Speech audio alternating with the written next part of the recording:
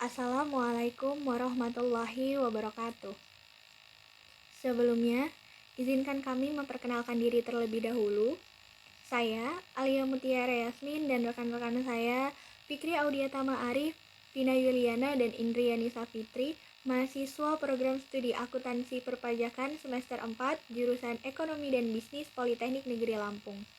Di sini, kami akan menjelaskan terkait dengan analisis laporan keuangan untuk Kota Malang dan Kota Jakarta. Langsung saja berikut penjelasan mengenai analisis laporan keuangan untuk Kota Malang dan Kota Jakarta. Yang pertama yaitu definisi kinerja keuangan daerah dan analisis laporan keuangan. Kinerja keuangan daerah adalah tingkat pencapaian dari suatu hasil kerja di bidang keuangan daerah yang meliputi penerimaan dan belanja daerah dengan menggunakan indikator keuangan yang ditetapkan melalui suatu kebijakan atau ketentuan perundang-undangan selama satu periode anggaran. Menurut Helfert dan Muhammad Mahsum, analisis laporan keuangan merupakan alat yang digunakan dalam memahami masalah dan peluang yang terdapat dalam laporan keuangan. Analisis rasio keuangan APBD dilakukan dengan membandingkan hasil yang dicapai dari satu periode dibandingkan dengan periode sebelumnya, sehingga dapat diketahui bagaimana kecenderungan yang terjadi. Selain itu, dapat pula dilakukan dengan cara membandingkan dengan rasio keuangan yang dimiliki suatu pemerintah daerah tertentu dengan rasio keuangan daerah lain yang terdekat, ataupun yang potensi daerahnya relatif sama untuk dilihat bagaimana posisi rasio keuangan pemerintah daerah tersebut terhadap pemerintah daerah lainnya. Ada beberapa cara untuk mengukur kinerja keuangan daerah, salah satunya yaitu dengan menggunakan rasio kinerja keuangan daerah. Beberapa rasio yang bisa digunakan adalah rasio efektivitas PAD, rasio efisiensi keuangan daerah, rasio keserasian, rasio pertumbuhan, dan rasio kemandirian keuangan daerah, serta rasio yang lainnya. Penggunaan analisis rasio laporan keuangan sebagai alat analisis keuangan secara luas sudah diterapkan pada lembaga perusahaan yang bersifat komersial, sedangkan pada lembaga publik khususnya pemerintah daerah masih sangat terbatas dengan analisis rasio laporan keuangan.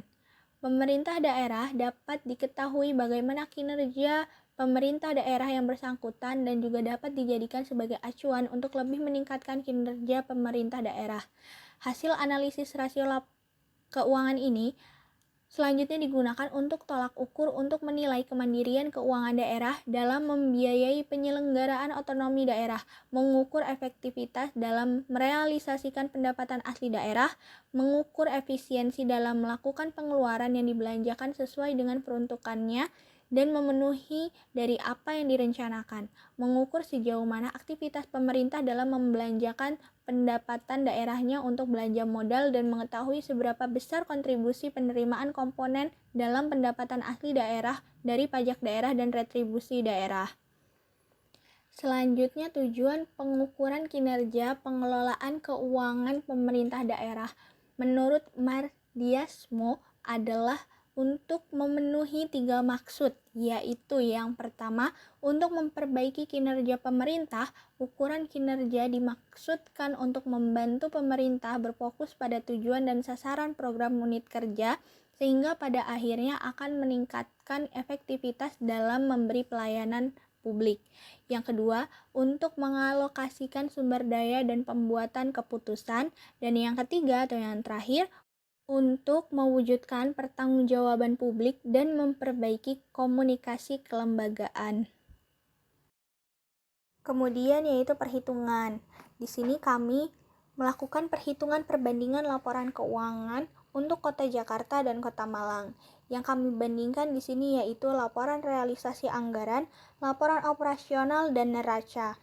Dapat kita lihat bersama LRA Kota Jakarta atau laporan realisasi anggaran Kota Jakarta. Yang pertama, kita hitung terlebih dahulu kenaikan atau penurunan yang terjadi, kemudian kita persentasekan. Pertama yang kita lakukan yaitu realisasi anggaran Kota Jakarta yang terjadi pada tahun 2018. kita kurangkan dengan realisasi anggaran Kota Jakarta yang terjadi pada tahun 2017. Kemudian untuk persentasenya, dari hasil kenaikan atau penurunan yang terjadi, kita bagi dengan realisasi anggaran Kota Jakarta yang terjadi pada tahun 2017 sebagai tahun dasar dikali dengan 100%. Sehingga nanti dapat kita ketahui berapa persentase dari kenaikan atau penurunan yang terjadi untuk laporan realisasi anggaran Kota Jakarta. Begitu pula dengan laporan realisasi anggaran untuk Kota Malang.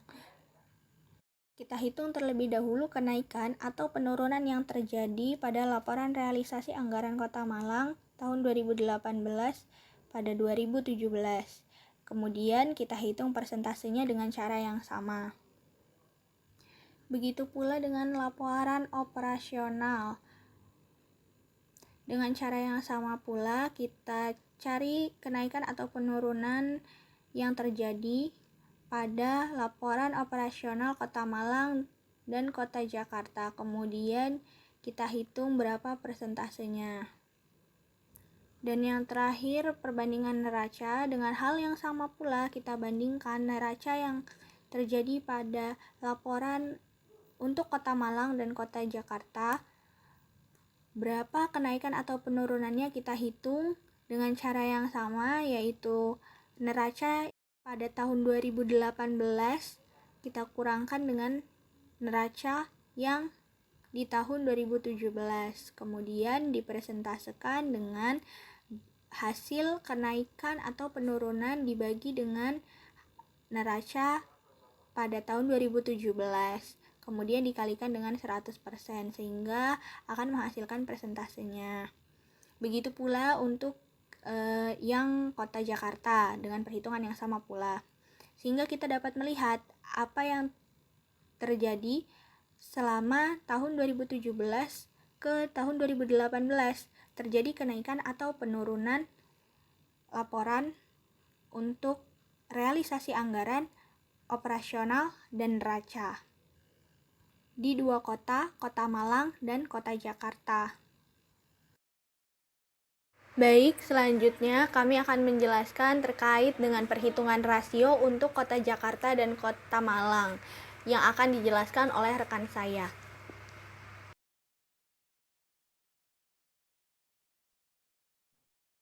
Jadi, yang pertama saya akan menjelaskan tentang rasio likuiditas. Rasio likuiditas adalah kemampuan perusahaan dalam membayar utang jangka pendeknya. Nah, rasio likuiditas ini juga bisa diukur dengan rasio lancar dan rasio kas. Rumus rasio lancar yaitu aset lancar dibagi kewajiban lancar, sedangkan rasio kas rumusnya adalah kas ditambah setara kas dibagi hutang lancar. Dalam mengukur rasio likuiditas ini, kita membutuhkan neraca dari laporan keuangan pada tahun 2017 dan 2018. Didapatlah sebagai berikut. Yang kedua, dalam menghitung analisis kinerja perusahaan pemerintah, ada rasio solvabilitas. Rasio solvabilitas adalah kemampuan perusahaan dalam membayar utang jangka panjangnya. Nah, rasio ini juga bisa dihitung atau diukur dengan rasio uang terhadap aset atau rasio utang terhadap ekuitas. Di sini saya menggunakan metode rasio uang terhadap aset, utang terhadap aset. Oke, jadi rumusnya adalah sebagai berikut.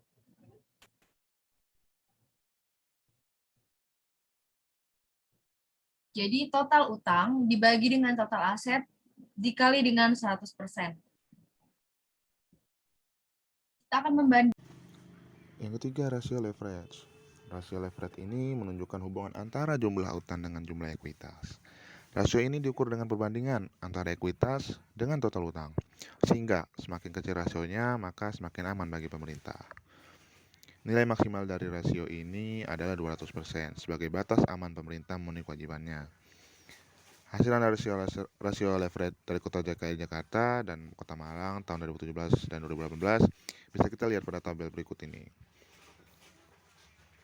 Nah, berdasarkan tabel hasil analisis di atas, dari tahun 2017 ke 2018, kedua kota memiliki hasil yang tergolong efektif dengan nilai rasio yang diperoleh masing-masing 0,6 dan 0,2%. Di tahun 2017 dan 1,3% dan 0,2% di tahun 2018. Akan tetapi, Kota Malang memiliki hasil rasio yang lebih rendah.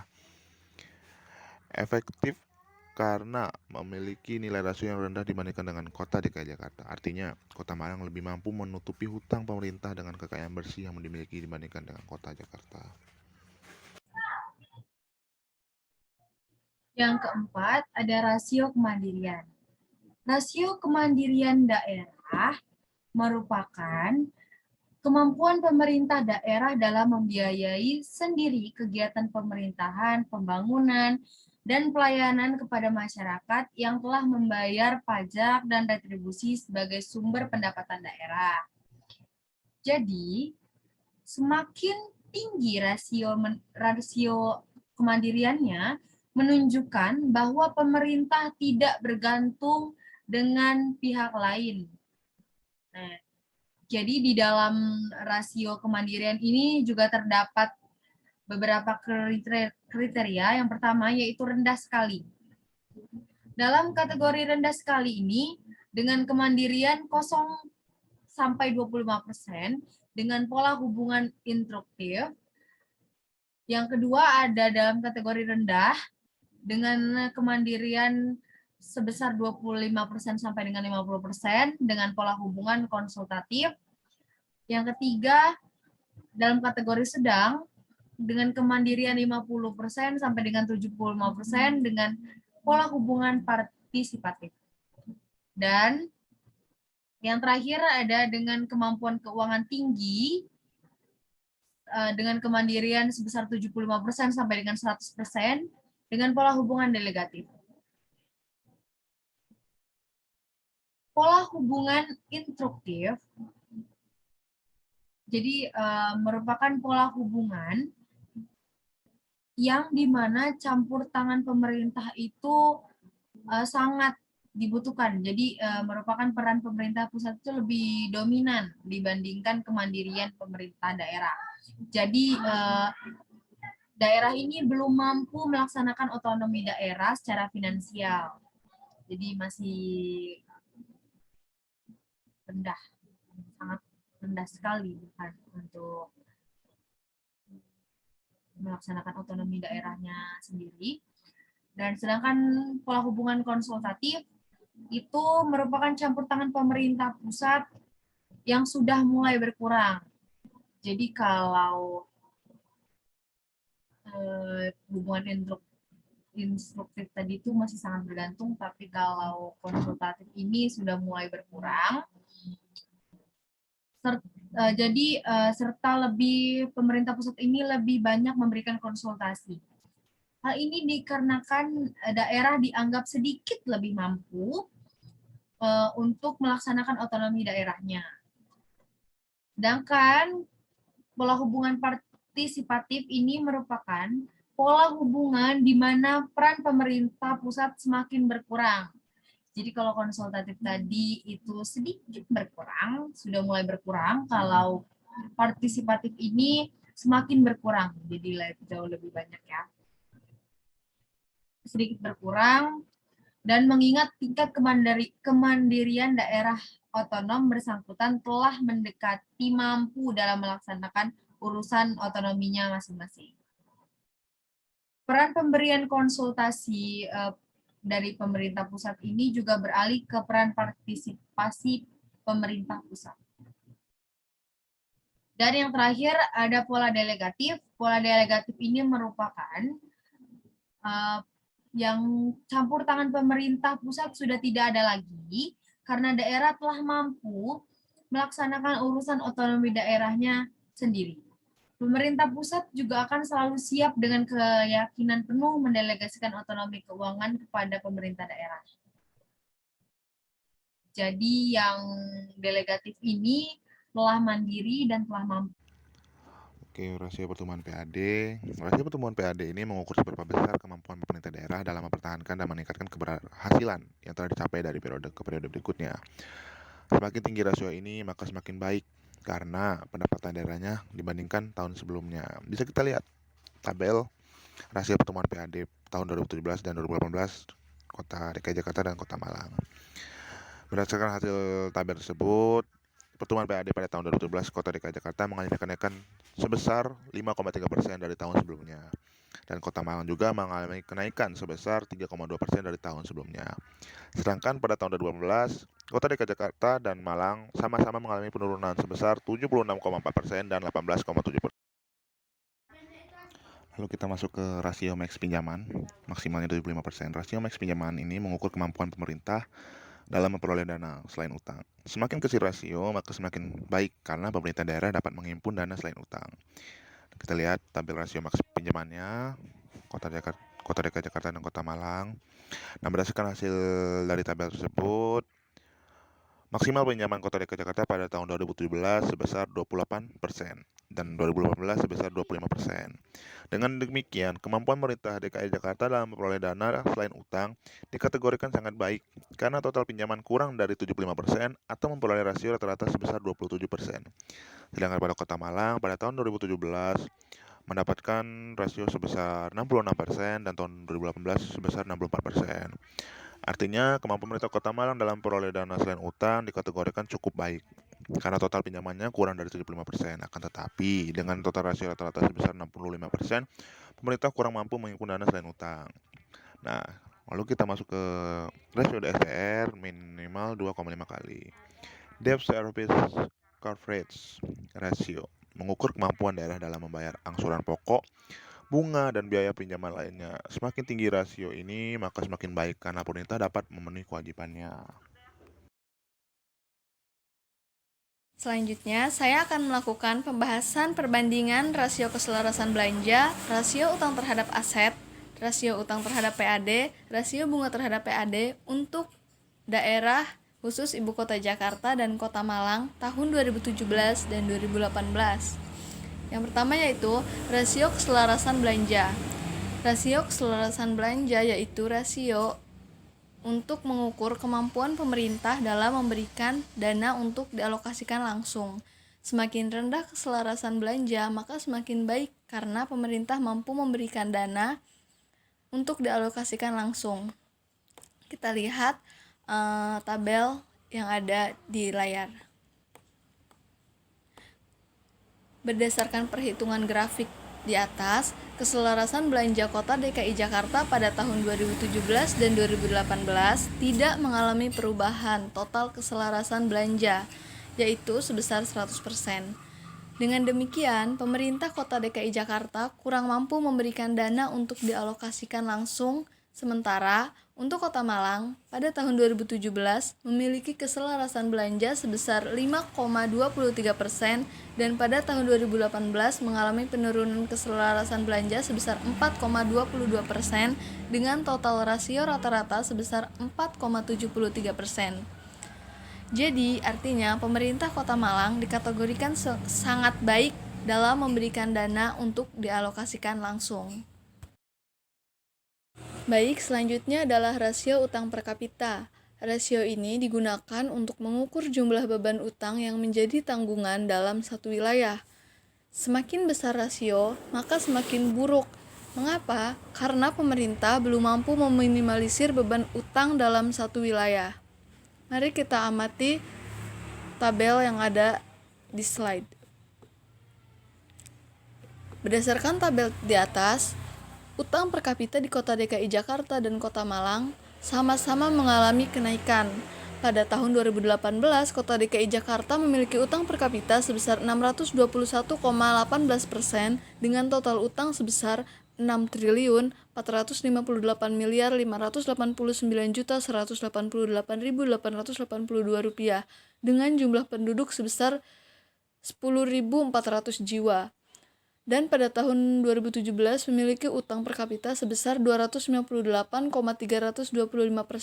dengan total utang sebesar 2.677.827.970.459 rupiah dengan jumlah penduduk sebesar 10.037 jiwa.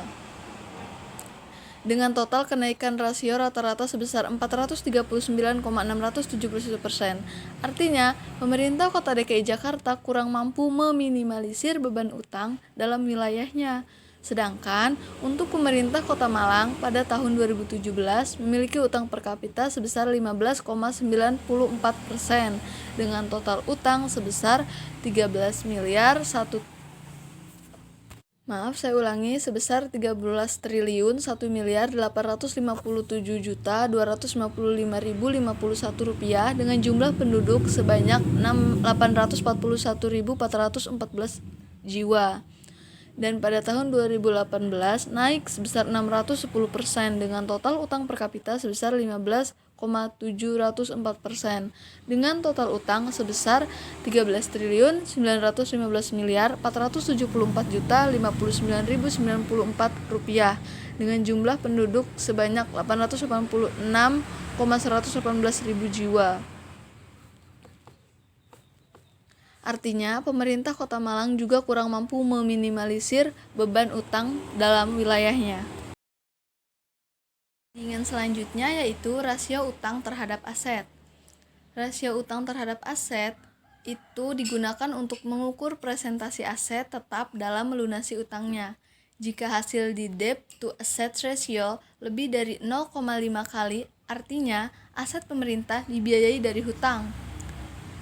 Apabila hasil debt to assets ratio adalah 0,6 sampai dengan 0,7 kali, maka dikatakan normal. Perhatikan tabel yang ada di layar.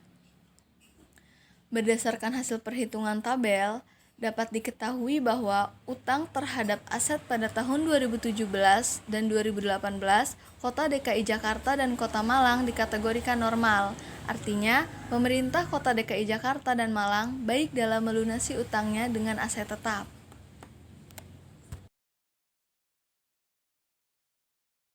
Selanjutnya yaitu rasio bunga utang terhadap PAD. Rasio bunga utang terhadap PAD itu digunakan untuk mengukur presentasi seberapa besar sih pendapatan daerah untuk membayar beban bunga jangka panjang. Semakin besar rasio, maka semakin buruk. Kita perhatikan tabel yang ada di layar. Untuk tahun 2017, Kota DKI Jakarta didapat 1%. Juga sama pada 2018 yaitu 1%. Untuk Kota Malang, tahun 2017 dan 2018 itu sebesar 0%.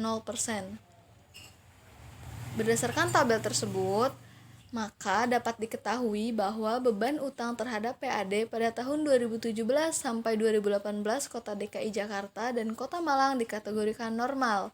Artinya, pemerintah Kota DKI Jakarta dan Malang baik dalam melunasi beban utangnya dengan pendapatan asli daerahnya. Terakhir adalah rasio utang terhadap PAD.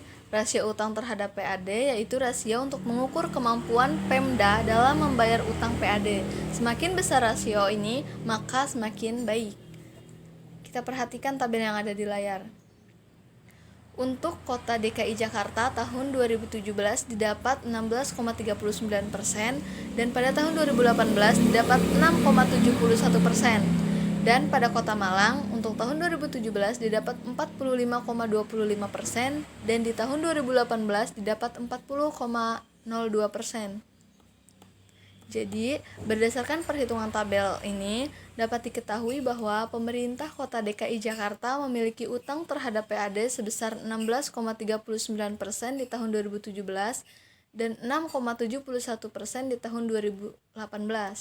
Artinya, Pemda Kota DKI Jakarta kurang mampu membayar utang PAD dibandingkan dengan Kota Malang yang memiliki utang terhadap PAD sebesar 45,25% di tahun 2017 dan 40,02% di tahun 2018. Akan tetapi, Pada kedua kota ini sama-sama mengalami penurunan utang terhadap PAD di tahun 2018 sebesar 11,15% dan untuk kota DKI Jakarta itu sebesar 42,63% untuk kota Malang. Sekian dan terima kasih. Kemudian yang terakhir yaitu kesimpulan. Setelah kita mendengarkan penjelasan dari rekan-rekan sebelumnya, dapat kita simpulkan bersama berdasarkan hasil perhitungan normatif dan analisis kinerja keuangan daerah, dapat disimpulkan bahwa pola hubungan tingkat kemandirian daerah berada pada kriteria delegatif untuk DKI Jakarta dan partisipatif untuk Kota Malang. Kemampuan keuangan pemerintah Kota DKI Jakarta sangat baik karena memiliki nilai rata-rata rasio yang diperoleh sebesar 211%, sehingga memiliki pola hubungan delegatif di mana peran pemerintah pusat sudah tidak lagi ada karena Kota DKI Jakarta telah mampu dan mandiri dalam melaksanakan urusan otonomi daerahnya. Sedangkan kemampuan keuangan pemerintah Kota Malang baik karena memiliki nilai rata-rata rasio yang diperoleh sebesar 48,61%, sehingga memiliki pola hubungan konsultatif di mana peran pemerintah pusat sudah mulai berkurang dan lebih banyak pada pemberian konsultasi karena daerah dianggap sedikit lebih mampu melaksanakan otonomi daerahnya. Berdasarkan hubungan antara jumlah utang dengan jumlah ekuitas dari tahun 2017 hingga 2018, kedua kota memiliki hasil yang tergolong efektif dengan nilai rasio yang diperoleh masing-masing 0,6% dan 0,2% di tahun 2017 dan 1,3% dan 0,2% di tahun 2018. Akan tetapi, Kota Malang memiliki hasil rasio yang lebih efektif karena memiliki nilai rasio yang rendah dibandingkan dengan Kota DKI Jakarta. Artinya, Kota Malang lebih mampu menutupi hutang pemerintahannya dengan aktiva yang dimilikinya dibandingkan dengan Kota Jakarta. Hasil perhitungan keselarasan belanja Kota DKI Jakarta pada tahun 2017 hingga 2018 menunjukkan tidak mengalami perubahan total keselarasan belanja yaitu sebesar 100%. Dengan demikian, pemerintah Kota DKI Jakarta kurang mampu memberikan dana untuk dialokasikan langsung. Sementara untuk Kota Malang, pada tahun 2017 memiliki keselarasan belanja sebesar 5,23% dan pada tahun 2018 mengalami penurunan keselarasan belanja sebesar 4,22% dengan total rasio rata-rata sebesar 4,73%. Artinya, pemerintah Kota Malang dikategorikan sangat baik dalam memberikan dana untuk dialokasikan langsung. Kemudian, berdasarkan rasio pertumbuhan pendapatan asli daerah pertumbuhan PAD, pada tahun 2017 Kota DKI Jakarta mengalami kenaikan sebesar 7.311.471.220.027 rupiah atau 5,3% dari tahun sebelumnya, dan Kota Malang juga mengalami kenaikan sebesar 140.735.619,49 rupiah atau 3,2% dari tahun sebelumnya. Sedangkan pada tahun 2018, Kota DKI Jakarta dan Malang sama-sama mengalami penurunan sebesar negatif 76,4% dan 18,7%. Dengan demikian, kemampuan kinerja Kota DKI Jakarta dan Kota Malang dalam mempertahankan dan meningkatkan keberhasilannya menurun karena pendapatan daerah masing-masing kota menurun. Demikian penjelasan yang dapat kami sampaikan pada kesempatan kali ini. Kami ucapkan terima kasih atas perhatiannya. Kami akhiri, wassalamualaikum warahmatullahi wabarakatuh.